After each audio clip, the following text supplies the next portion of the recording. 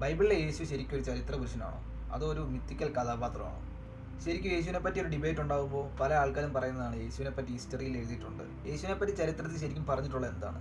യേശുവിനെ പറ്റി ശരിക്കും ചരിത്രത്തിൽ എന്തെങ്കിലും പറഞ്ഞിട്ടുണ്ടോ? അഥവാ പറഞ്ഞിട്ടുണ്ടെങ്കിൽ തന്നെ അത് ഈ ബൈബിളിൽ കാണുന്ന യേശു തന്നെ ആണോ? യേശുവിൻ്റെ ചരിത്രത്തെ പറ്റി ചരിത്രകാരന്മാർ എഴുതുന്നത് യേശു മരിച്ച് ഓൾമോസ്റ്റ് 50 വർഷങ്ങൾക്ക് ശേഷമാണ്.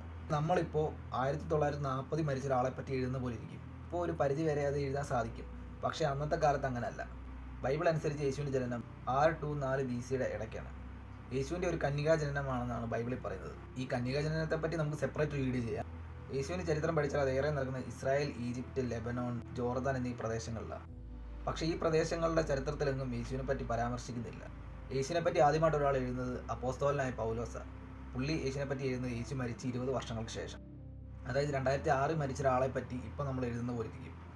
ഈ കാലഘട്ടത്തിലാണെങ്കിൽ നമുക്ക് ആൾക്കാരുടെ തെളിവുകളും രേഖകളും എടുക്കാൻ ഒരു പ്രയാസമില്ല. പക്ഷേ ആ കാലഘട്ടത്തിൽ അങ്ങനല്ല.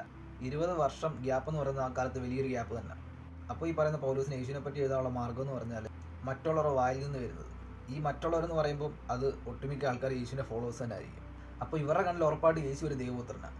അപ്പോൾ യേശുവിൻ്റെ ഫോളോവേഴ്സിൻ്റെ വായിൽ നിന്ന് കേട്ട കഥകൾ യേശുവിൻ്റെ ഫോളോവറായ ഒരാൾ എഴുതി എങ്ങനെ ഇരിക്കും? അതും യേശു മരിച്ച് 20 വർഷങ്ങൾക്ക് ശേഷം. യേശു മരിക്കുന്ന സമയത്ത് അന്ന് പ്രമുഖരായ പല ചരിത്രകാരന്മാരും ഉണ്ടായിരുന്നു. അവരാരും യേശുവിൻ്റെ ഒരു മിറക്കലിനെ പറ്റിയോ അല്ലെ യേശുവിൻ്റെ ഒരു ജീവചരിത്രത്തെ പറ്റിയോ ഒന്നും എഴുതിയിട്ടില്ല. ബൈബിൾ പറയുന്നത് യേശു ലോകത്തിൻ്റെ പാവം ചുമക്കാൻ വന്ന ദൈവത്തിൻ്റെ കുഞ്ഞാടെന്ന്. അപ്പോൾ ലോകത്തിൻ്റെ പാവം ചുമക്കാൻ വന്ന ദൈവത്തിൻ്റെ കുഞ്ഞാടിനെ പറ്റി ലോകത്ത് എവിടെയെങ്കിലും അദ്ദേഹം ചെയ്തൊരു മിറക്കളോ അല്ലെങ്കിൽ അദ്ദേഹത്തിൻ്റെ ജീവചരിത്രമോ ഒന്നും മെൻഷൻ ചെയ്തിട്ടില്ല. ഇതാണ് യേശുവിനെ പറ്റിയുള്ള ആദ്യത്തെ എഴുത്ത്. ഒരു ചരിത്രകാരൻ യേശുവിനെ പറ്റി ആദ്യമായിട്ട് എഴുതുന്നത് AD 93 അദ്ദേഹത്തിൻ്റെ പേര് ഫ്ലാവിയസ് ജോസഫസ്. യേശു മരിച്ച് 60 വർഷങ്ങൾക്ക് ശേഷമാണ് അദ്ദേഹം യേശുവിനെ പറ്റി എഴുതുന്നത്.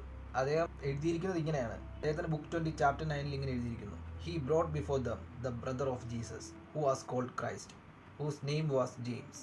അതായത് യേശുവിൻ്റെ സഹോദരനായ ജെയിംസ് എന്നൊരു പരാമർശമാണ് ഇവിടെ കൊടുത്തിരിക്കുന്നത്. പിന്നീട് ബുക്ക് 18 chapter 3 ഇങ്ങനെ പറയുന്നു: at this time there was a wise man named Jesus. He appeared alive again on the third day. ഈ ഒരു ഭാഗം പല സ്കോളേഴ്സും തള്ളിയിട്ടുള്ള കാര്യമാണ്. കാരണം ഇത് പിന്നീട് ക്രിസ്ത്യൻസ് എഴുതി ചേർത്തതെന്ന് മനസ്സിലായി. മറ്റൊരു കാരണം, ഈ എഴുതിയിരിക്കുന്ന ജോസഫസ് ഒരു ക്രിസ്ത്യൻ അല്ല. ഇദ്ദേഹം ഇത് എഴുതി കഴിഞ്ഞിട്ട് ക്രിസ്ത്യൻ ആയതുമില്ല. ഈ യേശു മരിച്ചിട്ട് 3-ാം ദിവസം ഉയർത്തെഴുന്നേറ്റു എന്ന് ഇദ്ദേഹം എഴുതിയിട്ടുണ്ടെങ്കിൽ അദ്ദേഹം തീർച്ചയായിട്ടും ക്രിസ്ത്യൻ ആകണം. കാരണം മരിച്ചിട്ട് യേശു 3-ാം ദിവസം ഉയർത്തെഴുന്നേൽക്കുകയാണെങ്കിൽ ഉറപ്പായിട്ട് യേശു ഒരു ദൈവപുത്രനാണെന്ന് അല്ലെങ്കിൽ ഒരു ദൈവമാണെന്ന് എല്ലാവർക്കും മനസ്സിലാവും. അങ്ങനെ ഫ്ലാവിയസ് എഴുതിയിട്ടുണ്ടെങ്കിൽ ഫ്ലാവിയസിനും അത് മനസ്സിലാകണം. അപ്പോൾ തീർച്ചയായിട്ടും ഫ്ലാവിയസ് ഒരു ക്രിസ്ത്യൻ ആകണം. അദ്ദേഹം മരിക്കുന്നതുവരെ ക്രിസ്ത്യാനി ആയിട്ടില്ല. ഇത് പിൽക്കാലത്ത് എഡിറ്റ് ചെയ്ത് കയറ്റിയെന്ന് ഇതിലും വലിയ തെളിവ് വേറെ വേണ്ടല്ലോ. പിന്നീട് യേശുവിനെ പറ്റി ഒരാൾ എഴുതുന്നത് 80 വർഷങ്ങൾക്കും ശേഷമാണ്. ഇത് റോമൻ ചരിത്രകാരനായ ടാസിറ്റസ്. ക്രിസ്തസ് എന്ന ആളെ പീലാത്തോസ് ശിക്ഷിച്ചു. അത്രമാത്രമാണ് അദ്ദേഹത്തിൻ്റെ രേഖകളിൽ എഴുതിയിരിക്കുന്നത് യേശുവിനെ പറ്റി. എൻ്റെ ചോദ്യം ഇതാണ്: ക്രിസ്തു 100 കണക്കിന് ആളുകളുടെ മുന്നിൽ മിറക്കിൾസ് പ്രവർത്തിച്ചിട്ടുണ്ട്.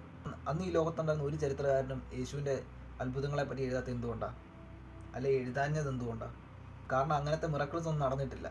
അത് പിന്നീട് വിശ്വാസികൾക്ക് വേണ്ടി ബൈബിളിലൂടെ അവർ എഴുതി ഉണ്ടാക്കിയ കുറേ സ്റ്റോറികൾ മാത്രമാണ്. അങ്ങനെ നടന്നിട്ടുണ്ടെങ്കിൽ അത് ഉറപ്പായിട്ടും ചരിത്രത്തിൽ രേഖപ്പെടുത്തേണ്ട കാര്യങ്ങളാണ്. അത്രയും വലിയ കാര്യങ്ങളാണ് യേശു ചെയ്തിരിക്കുന്നത് ബൈബിൾ അനുസരിച്ച്. യേശുവിൻ്റെ അത്ഭുതങ്ങളെപ്പറ്റി റോമൻ ചരിത്രത്തിലില്ല, ഗ്രീക്ക് ചരിത്രത്തിലില്ല, ഈജിപ്ഷ്യൻ ചരിത്രത്തിലില്ല. ഇത്ര വലിയ അത്ഭുതങ്ങൾ നടന്നിട്ടുണ്ടെങ്കിൽ അത് ലോകം മുഴുവനുള്ള ചരിത്രകാരന്മാർ രേഖപ്പെടുത്തണം. അറ്റ്ലീസ്റ്റ് ആ പ്രദേശത്തുള്ള ചരിത്രകാരന്മാരെങ്കിലും അത് രേഖപ്പെടുത്തണം. ചരിത്രത്തിലെ യേശുവിനെ നമ്മൾ നോക്കുകയാണെങ്കിൽ നമുക്ക് ആകെ മനസ്സിലാകുന്നത് യേശു എന്നൊരാൾ ജീവിച്ചിരുന്നു എന്നുള്ളതാണ്. പീലാത്തോസ് അവനെ ക്രൂശിക്കുകയും ചെയ്തു. അല്ലാതെ യേശു ഒരു ദൈവമായിരുന്നെന്നോ യേശുവിൻ്റെ മിറക്കിൾസ് സത്യമായിരുന്നെന്നോ യേശു ഒരു അത്ഭുത മനുഷ്യനായിരുന്നോ എന്ന് ഒരു ചരിത്രത്തിലും നമുക്ക് കാണാൻ പറ്റത്തില്ല. ബൈബിളിൽ മാത്രമാണ് ഇതൊക്കെ അടിച്ചിറക്കിയിരിക്കുന്നത്. അതേസമയം അവിടെ ജീവിച്ചിരുന്ന മറ്റ് ചരിത്രകാരന്മാർ, ഫിലോ ഓഫ് അലക്സാൻഡ്രിയ ജൂയിഷ് ആൾക്കാരെ പറ്റി എഴുതിയിരിക്കുന്നു. പക്ഷേ അദ്ദേഹം ജീസസിനെ പറ്റി എഴുതിയിട്ടില്ല. നിക്കോളാസ് ഓഫ് ഡമാസ്കസ് അദ്ദേഹവും പല വലിയ സംഭവങ്ങളും പല രാജാക്കന്മാരെ പറ്റി എഴുതിയിട്ടുണ്ട്. But no Jesus. അതേപോലെ സ്ട്രാബോ, മാക്സിമസ് എന്നുള്ളവരും ആ സമയത്ത് ജീവിച്ചിരുന്ന ചരിത്രകാരന്മാരാണ്. ഇവരാരും യേശുവിനെ പറ്റി എഴുതിയിട്ടില്ല. അത്രയും വലിയ മിറക്കിൾസ് യേശു ആ സമയത്ത് ചെയ്തിട്ടുണ്ടായിരുന്നെങ്കിൽ ഉറപ്പായിട്ട് ഇവരാരെങ്കിലും അത് മെൻഷൻ ചെയ്തേനെ. ചരിത്രത്തിലുള്ള യേശു വെറും വട്ടപൂജയാണ്. യേശു എന്നൊരാൾ ജീവിച്ചിരുന്നു, യേശുവിനെ പീലാത്തോസ് ശിക്ഷിച്ചു, ഇത്ര മാത്രമേ ഉള്ളൂ. യേശു എന്നൊരാൾ ചരിത്രത്തിൽ ഉണ്ടായിരുന്നതുകൊണ്ട് യേശുവിൻ്റെ അത്ഭുതങ്ങൾ സത്യമല്ല. യേശുവിൻ്റെ അത്ഭുതങ്ങൾ സത്യമായിരുന്നെങ്കിൽ ഇന്നും നമുക്ക് ഒരിക്കലും തകർക്കാൻ പറ്റാത്ത തെളിവുകളായിട്ട് നിന്നേനെ. കാരണം അത്രയും ശക്തനാണ് ദൈവം എന്ന് പറയുന്ന ക്യാരക്ടർ ബൈബിളിലെ. അപ്പോൾ അത്രേ ഉള്ളൂ. Good bye.